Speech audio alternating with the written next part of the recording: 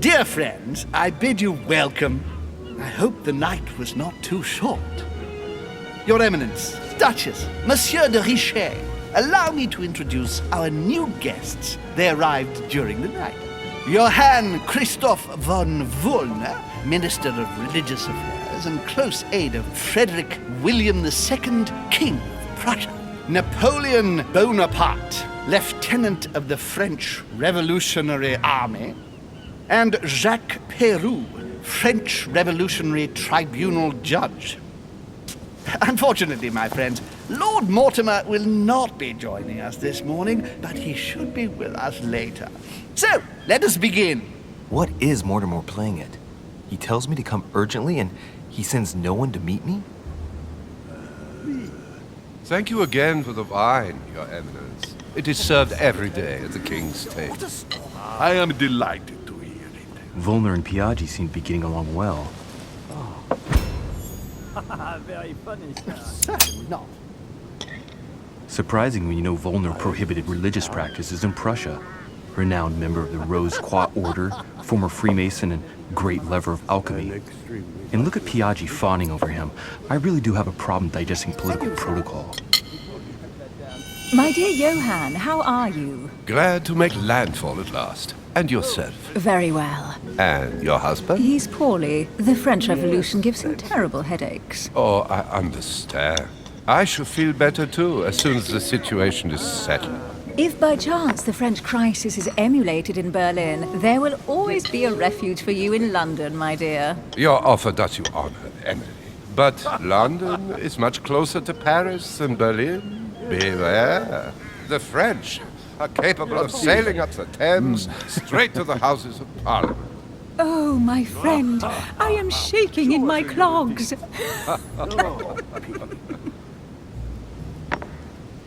Is the wine to your liking?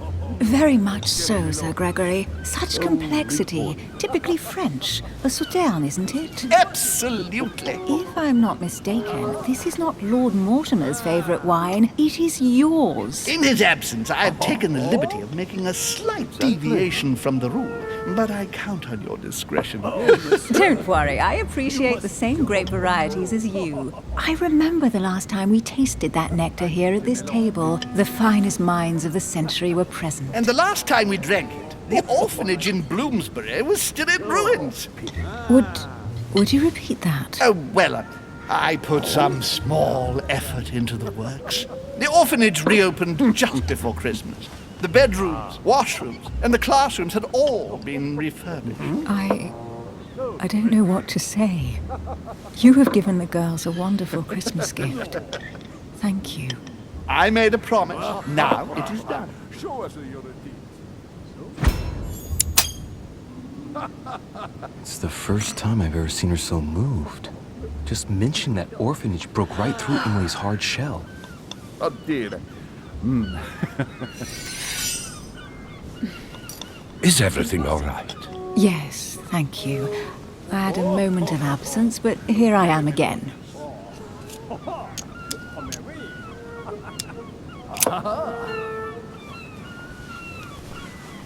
What do you think of Wollner? The Prussian king is his puppet. I find it hard to believe the King of Prussia is so weak. Be careful. Wollner is as influential as he is dangerous. You seem to know each other well. We used to work together. I see.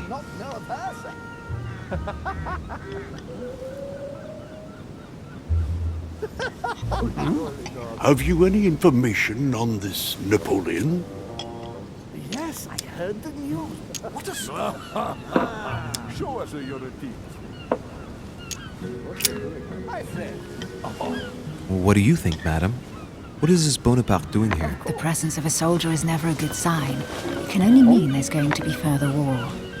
To answer your question, I only know that his family were in favor of the revolution, and that it almost cost them their lives. Thank you, that's helpful. Don't trouble yourself. Monsieur de Richet? It would seem we have common interests. Could we speak in private, please?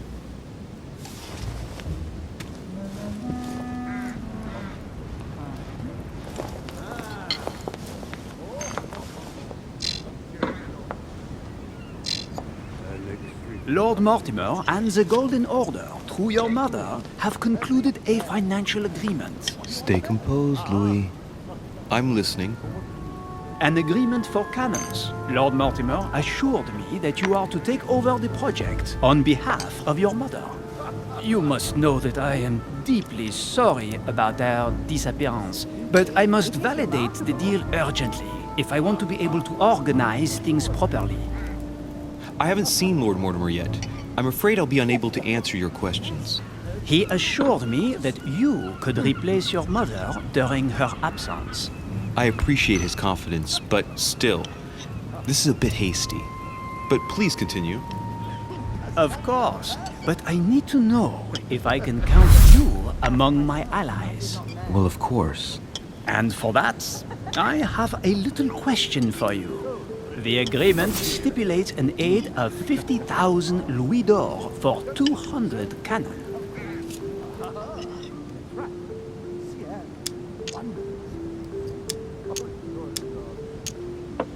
Surely such an amount will buy twice as many cannons.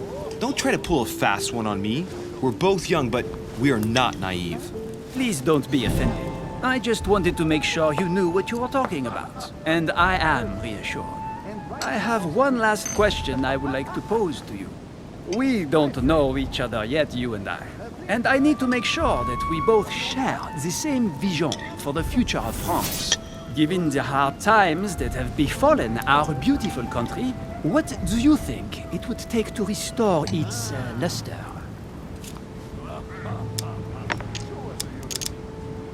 I think what France is lacking today is a truly strong leader ready to govern her.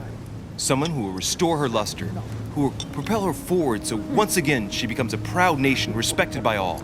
A man capable of both rebuilding the country from the inside and, at the same time, developing exterior relations. Someone with a vision, I think. The right person still remains to be found. You're right, my friend. I hear your words and I agree. Monsieur de Richet, I am reassured.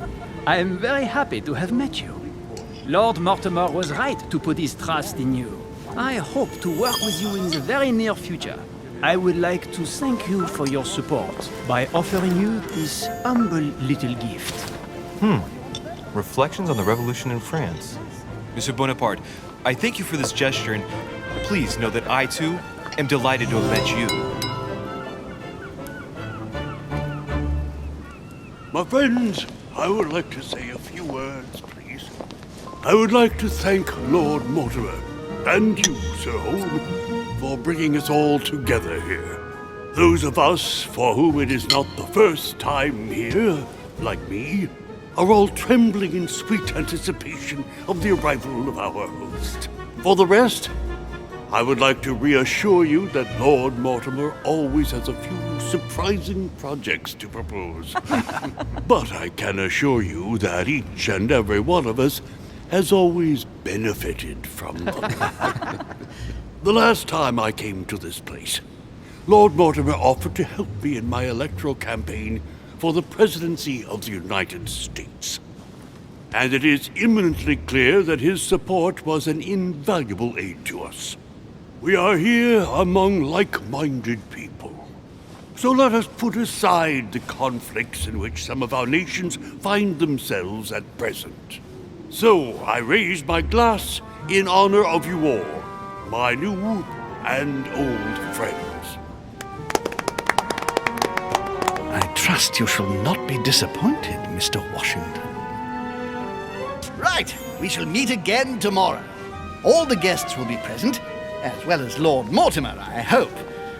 Until then, I trust you will find plenty to keep you amused.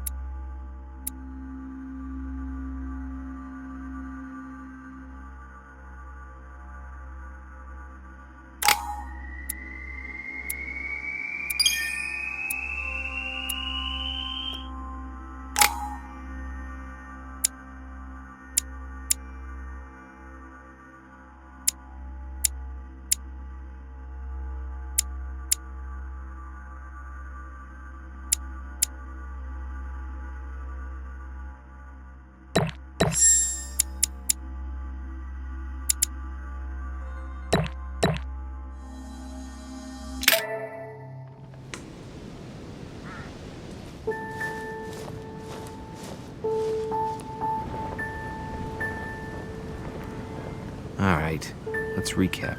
Before dinner, I was going to investigate my mother's message.